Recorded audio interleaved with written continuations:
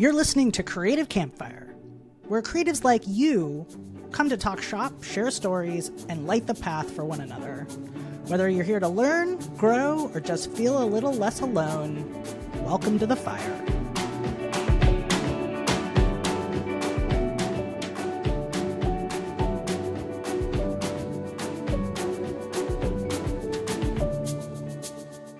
Welcome back to The Fire, where we have a remarkable guest with us today. She is one of my most favorite people to see and hug and laugh with and have a meal with and talk money with when I'm in New York. It is the fantastic, ever smiley Jacquette Timmons. So excited to have you here today. Oh my goodness, Shelly. I am so excited to be here. Jacquette and I go back many years. We met, I don't even remember now what year it was, but we met because of a business coach. Yeah. And it was like what, 2012 maybe? Yeah, something like that. 20?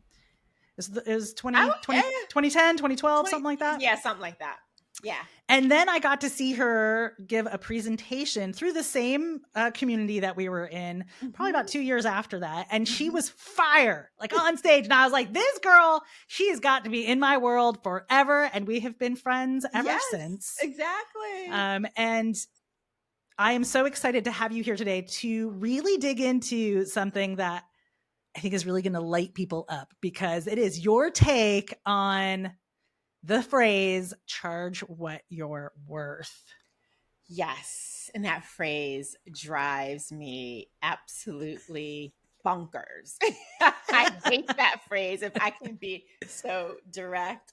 And I think, you know, one of the things before I say why I have such a strong reaction to the phrase, it might be helpful to just really kind of share, even just like, you know, what it is I'm hoping to do when I'm working with folks, right? And how that just extends to my overall message. And I really want people to build a thriving business, right? One that they are able to scale, whatever that may mean to them, and fulfill their mission, but without it sacrificing the health of their personal finances.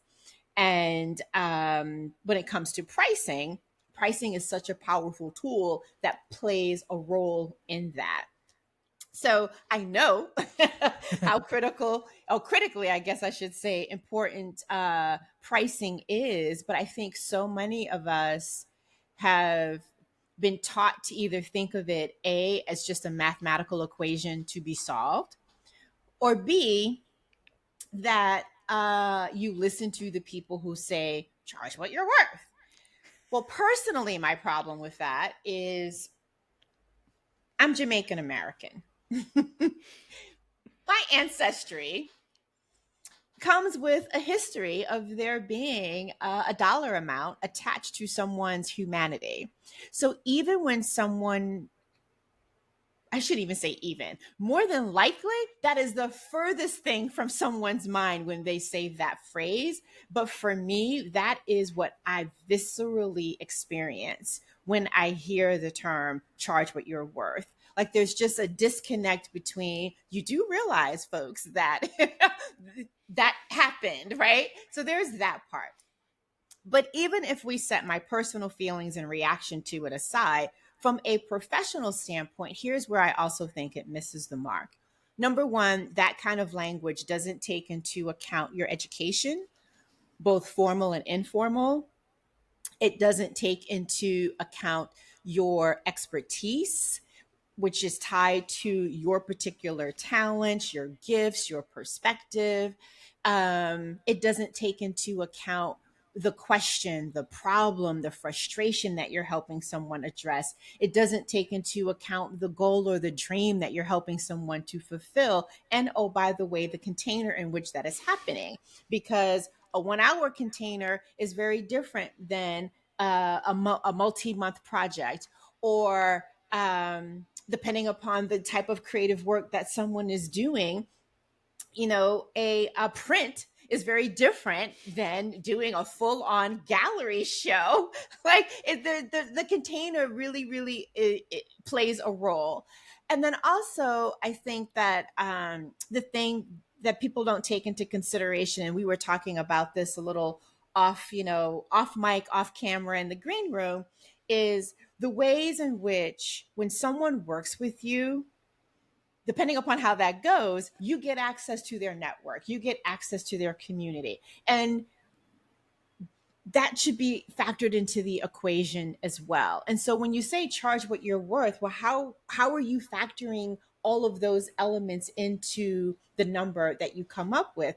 And because oftentimes when we're talking about folks that work in the creative space, there may or may not be a tangible output or outcome attached to what they've created. I think that makes it hard for people to figure out, well, what should I charge? And so they lean into charge what you're worth, because they're like, well, I'm worth such and such. Probably whatever that number is, really, it's more than that any old way. So yeah, I have a huge problem with it, and I appreciate any platform. So thank you for raising it here, where I can say, let's stop using it and hear all of the reasons why.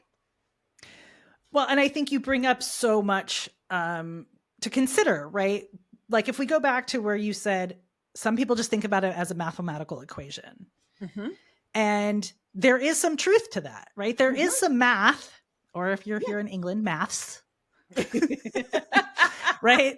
That go into really figuring out how to charge, because there is all of this kind of admin time that goes in there versus your actual, like if we're talking photography here, set time. Right. So you have your pre-production, your production time, and then your post-production time. And you could figure out all the nitty-gritty things that go in there to actually make up like a number.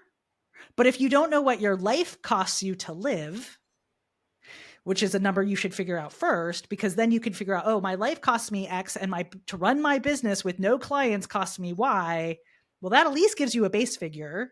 Right. And then you could go in and, run your equations to get your mathematical number. But then to your point about all of these other pieces of like your informal education, your formal education, the experience that you're bringing, the uniqueness of the job, right? If this is cookie cutter and it's like the same thing you do every single day, and I'll take e-com photography as an example there, right? It's shoot it on white, shoot it this way, you're cranking through, versus like, no, I want you to have a custom set, and I want you to have it this way, and I want it that way. And then it's going to take all this post-production to do all these different things. That's going to be more of like an art director mindset. And you might be taking on that role as the photographer, which means there's more elements that need to be considered when coming up with that pricing. So, I mean, I just think it's like, there's that happy middle, right? Where this kind of like intangible stuff that we were just talking about meets the mathematical stuff, kind of like in that Venn diagram. Right. And I'm glad you brought that up, because I don't want to imply that the numbers don't matter, because obviously they matter a great deal.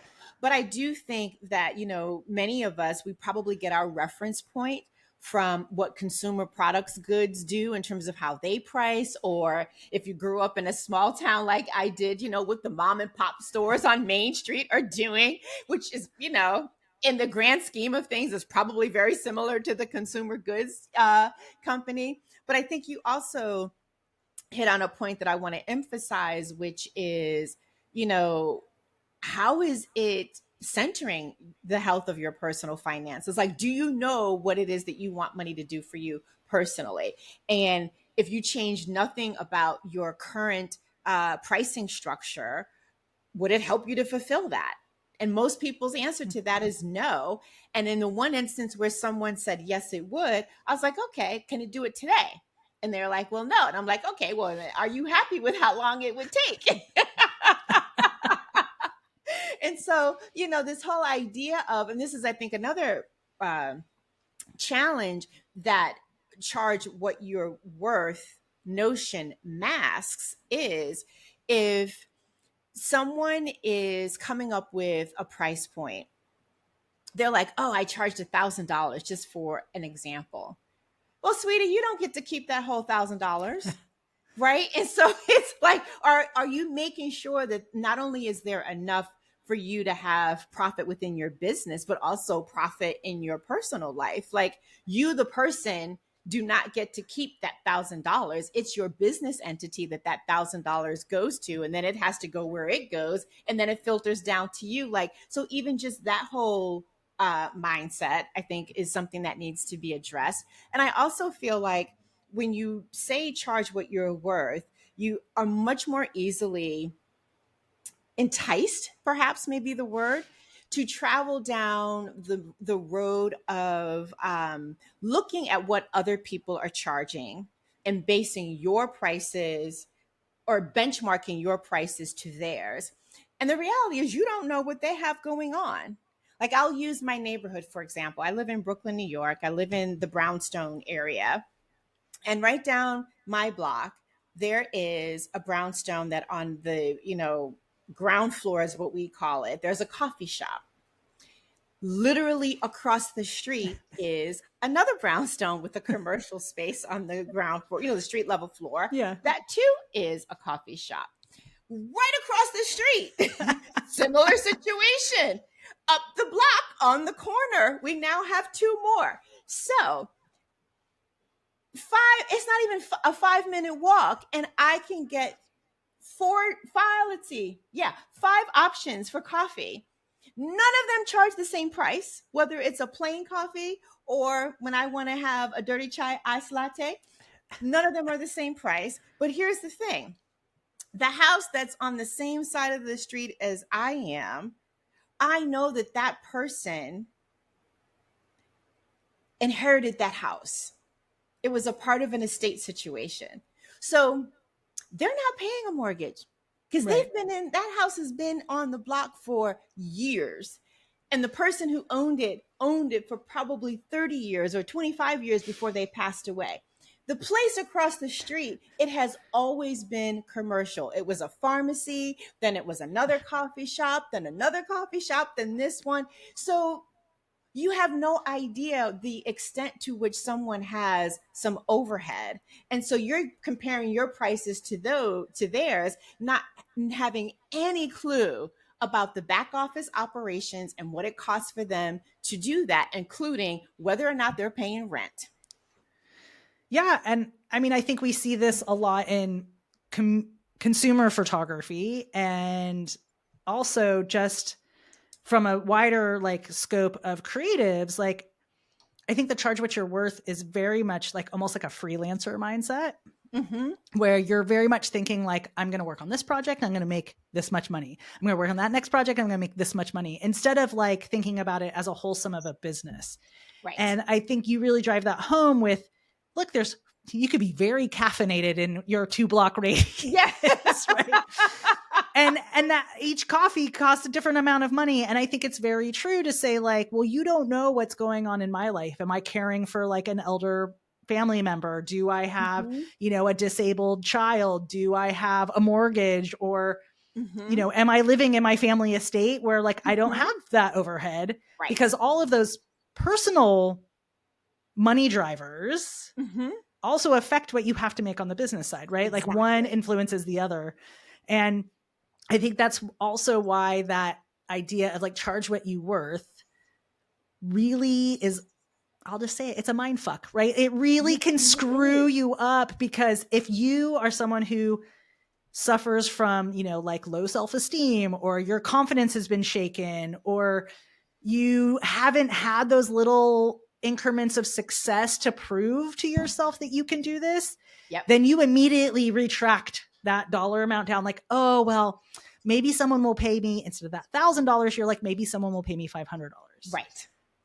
Right. And so then you start stepping backwards, but guess what? Your expenses stay the same. Exactly. And if I can share one more example of how I think that can be dangerous is, I'm recalling a brunch with some friends, and one of my friends is someone who wears jeans a lot and will happily pay $200, $300, $400 for a pair of jeans. I don't wear jeans, and I think that that's absolutely crazy. And I happen to say so with my boldness during this brunch. And one of the other people at the brunch, who's known me since undergrad days, looked at me and said, "Girl, you got a lot of nerve because you may not pay that much for a pair of jeans, but Jacquette, you would pay that much for a blouse, for a skirt, for a dress, for a pair of shoes, for a purse." And I was like, "Oh, yeah, you're right." Oh my God. So talk about being called out. But here's why I think that that is relevant. Oftentimes, when we're talking about charge what you're worth, embedded in that is, whether you are conscious of it or not, is, well, would you pay that much for something? And you should not. And when I say you should not, I guess I really should say it is not beneficial to you to project what you would or would not pay for something onto what someone else might pay for something, because you might make a huge miscalculation. Right. And I think a lot of times we are not the customer. Right. Exactly. Right. So to your point of like, you wouldn't buy those $200 jeans, but you would buy that $200 blouse or blazer or whatever, you know? And I think that is a very crystallizing like visualization of, yeah, you know, I may not pay however much money for my photo shoot or art or whatever, but I would pay that for tickets to a show. Right. Exactly. Exactly. Yeah. Yeah. Yeah. I think pricing and the mental side of things is very tricky, right? We get in our heads a lot about what it should cost or what we think it should cost or how much we project for it to cost. And then we start cross comparing like, well, what are you charging for that?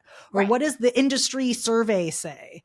Right. And I mean, and there's a lot of industry stuff that's out there right now that's all starting to come out from last year that says like, oh, well, you know, this is what the industry agencies, you know, are charging. Or like, I know the new photo survey just came out that's saying like where commercial photography is based on all of this survey results. And so you start setting your own benchmarks and KPIs against that.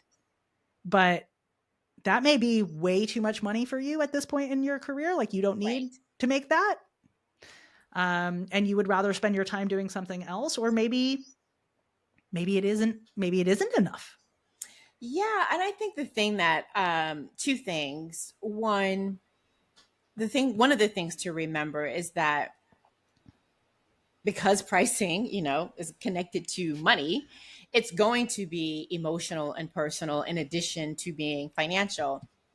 But I also think, oh shoot, I forgot. You just said something and it made me think of something. Oh shoot, it'll come back to me. It'll come back. Sorry. It's all right. I was just talking about the emotional side. I know what it was. Thank you for giving me a moment to get it together.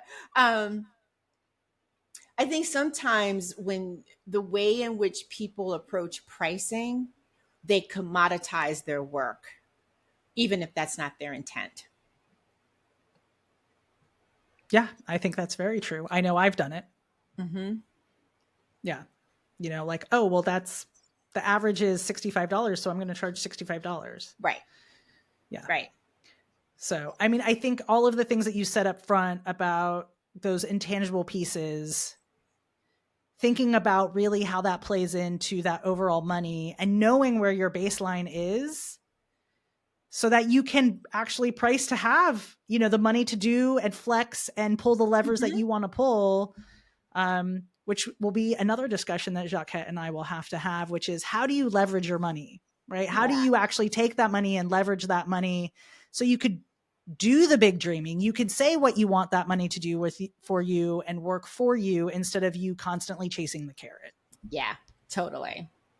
Totally. This was so good. If people want to learn more about what you're up to and more about you, where can they find you? Oh my goodness. My website, and that's my name, JacquetteTimmons.com. And I still hang out a lot on Instagram. So folks can find me there, or if they prefer LinkedIn. So on all the socials, well, I shouldn't say all the socials, mostly Instagram and LinkedIn or my website. Fantastic. And I highly recommend people get on your newsletter. It is so good. She drops all kinds of little gems that you're just going to want to scoop up and keep very close to the chest and hold on to them because they are like dynamo. And you have a fantastic podcast. Oh, thank you. Yes, More Than Money. Which, as the title talks, says that we have nuanced conversations about money, business, and life. Yeah, it's fantastic. You've been doing it now for 3 Oh my years? God, no, 5 years. It was 5 years this May. Yeah, I couldn't believe it myself, especially since I didn't necessarily intend to. That's a conversation for another time. But when someone was like, do you want to do a podcast? And I was like, okay. Sure. So not only can you see Jacquette running through the park in Brooklyn, because she sometimes will post great little post-run thoughts that she's had, but you can also get her in your ears on her More Than Money podcast, which is awesome. And you should highly check it out. Thank you so much for being here. This is so great. Thank you. We're going to put the fire out for now, but we'll have you come back and we'll stoke it again. Oh my goodness. I love the title, Fire. Put the fire out now and, stoke it again. Yes, let's do that. Well, that's why it's Creative Campfire. The more people around the fire, the better it is, right? Yes, absolutely. You just bring the s'mores next time, okay? I'm so good. I did not have, this is going to sound really funny. I did not have a s'more until the pandemic. So right before you started the podcast. Yeah. Yeah. Well, no, actually the podcast was started in 2019. So, fair enough. But yeah, a friend was like, oh, we're going to, because, we had to ever do everything social distance and outside. It was like, oh, we're going to do a little campfire in the backyard. And when you live in Brooklyn, someone having a backyard is a really big deal. Or you having access to their backyard is a really big deal. And so I was like, oh my God, I've never had s'mores. Let's do it. And so I did. But then I realized that you don't bring the fancy chocolate for s'mores. No.